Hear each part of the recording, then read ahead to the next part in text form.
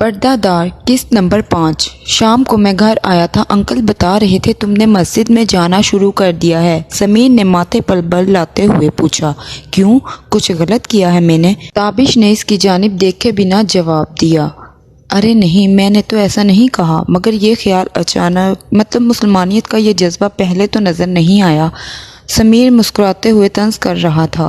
سمیر تمہیں بھی اس کے بارے میں سوچنا چاہیے، تم بھی مسلمان ہو اور اس سب کے لیے جوابدہ ہوگے۔ تابش اسے نصیحت کر رہا تھا۔ اچھا؟ سمیر اسے یوں سنجیدہ دیکھ کر ہنس پڑا۔ بھائی یہ سب اس لڑکی کے لیے کر رہے ہو نا؟ میں جانتا ہوں، برقے والی کا جادو چل گیا۔ دیکھو بھائی، کب تک اسے یوں نیک شیک بن کر دکھاؤ گے؟ اگر اس نے پھر بھی ٹکرا دیا تو؟ سمیر سوالیہ نظروں سے اس کی جانب دیکھ رہا تھا۔ مجھے پرواہ نہیں ہے، تابش نے دھیمی آواز میں کہا۔ تو بھائی یہ سب کچھ پھر کیوں کر رہے ہو؟ اور ہاں، آج میں نے خود پارٹی ارینج کی ہے، تمہیں آنا پڑے گا۔ یہ نمازی پرہیزی اس لڑکی کے سامنے کر لینا۔ میں نہیں آ سکتا، میں وہ سب کچھ چھوڑ چکا ہوں، تابش نے اس کی بات کاٹتے ہوئے کہا۔ تو کیا اس وجہ سے ہماری دوستی کو بھی چھوڑ دو گے؟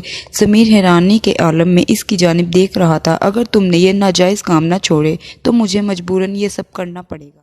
تابش نے سنجیدگی سے جواب دیا۔ اب یہ سب ناجائز ہو گیا، پہلے تو خود مزے کیے جاتے تھے۔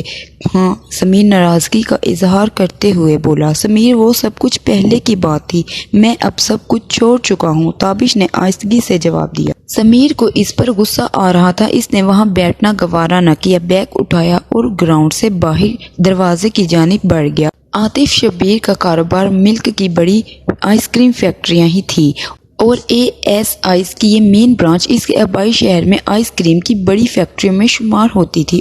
یہ شہزادہ کہیں راستہ تو نہیں بھول گیا؟ جی تو کیسے تشریف لانا ہوا؟ بینک بیلنس تو ختم نہیں ہو گیا؟ عاطف نے تابش کو اپنے دفتر آتے دیکھا تو پوچھا۔ ایسی کوئی بات نہیں ہے، میں آج سے فیکٹری جوائن کر رہا ہوں۔ کیا؟ اگر میرے کان صحیح ہیں تو میں شاید صحیح سن رہا ہوں، تم فیکٹری جوائن کر رہے ہو؟ عاطف نے کانوں کو ہلاتے ہوئے اس کی جانب دیکھ کر کہا۔ میں یونیورسٹی کے بعد فیکٹری آ جایا کروں گا، میرا کیبن بنوا دیجیے گا۔ تابش نے اپنی بات جاری رکھی۔ اچھا تو یہ کب ہوا؟ مطلب تمہیں یہ خیال کیسے آیا والد صاحب کا ہاتھ بٹایا جائے؟ عاطف کو اس فیصلے پر یقین نہ آ رہا تھا۔ میں نے آپ کو کہا تھا کہ کوشش کروں گا سارے حقوق پورے کر سکوں، اور آپ کو یہ بھی کہا تھا کہ آپ بھی اس کے بارے میں سوچ لیں۔ تابش نے انہیں یقین دہانی کروائی۔ ٹھیک ہے، تو وہ 7 والا کیبن خالی پڑا ہے، آج ہی صفائی اور درستگی کروا دیتا ہوں، کل سے آ جاؤ۔ عاطف اب بھی اس کی بات کو مذاق سمجھ رہا تھا۔ تابش نے سب بات میں سر ہلایا اور دفتر سے باہر چلا گیا۔ رات ہو چکی تھی، سبھی کھانے کی میز پر خوش دکھائی دے رہے تھے۔ آج سبھی کے لیے 2 خوشخبریاں ہیں۔ عاطف نے سبھی کو اپنی طرف متوجہ کیا۔ پہلی یہ کہ تابش کل سے فیکٹری جوائن کر رہا ہے، اور دوسری یہ کہ کل قدسیہ آپا تابش کے رشتے کی تاریخ پکی کرنے کے لیے آ رہی ہیں۔